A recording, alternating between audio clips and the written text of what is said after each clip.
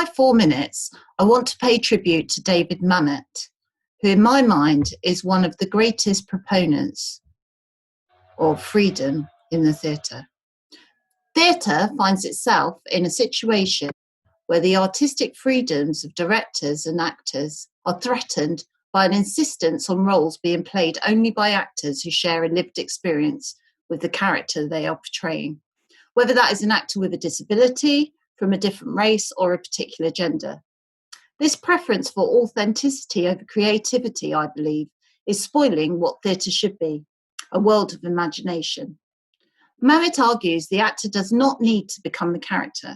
He argues audiences should be moved by the play rather than the actor feeling the emotion. He argues that acting is about imagination and action, and actors should work on that basis. Such is Mamet's regard for the illusionary magic of the play that he has banned talkback sessions after his plays, with the penalty of a $25,000 fine for each offence. The separation of the theatre and the real world, which is eroded by this commitment to authenticity, is key to Mamet, but that doesn't mean it cannot or should not provoke debate or thought. He is quoted as saying, "You know a play is good when people walk out of the theatre not talking about the play, but about their lives." In his book, True and False, Heresy and Common Sense for the Actor, Mamet says, the actor is on stage to communicate the play to the audience. That is the beginning and the end of his and her job. To do so, the actor needs a strong voice, superb diction, a supple, well-proportioned body, and a rudimentary understanding of the play. The actor does not need to become the character. The phrase, in fact, has no meaning. There is no character. There are only lines upon a page. They are lines of dialogue, a means to be said by the actor. When he or she says them simply in an attempt to achieve an object more or less like that suggested by the author, the audience sees an illusion of a character upon the stage. To create this illusion, the actor has to undergo nothing whatsoever. He or she is as free of the necessity of feeling as the magician is free of the necessity of actually summoning supernormal powers.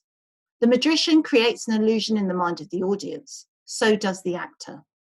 He asks whether we've had the experience of watching television and hearing the announcer say, the assailant, twice convicted of aggravated assault, was serving a life sentence for manslaughter at the time of his escape.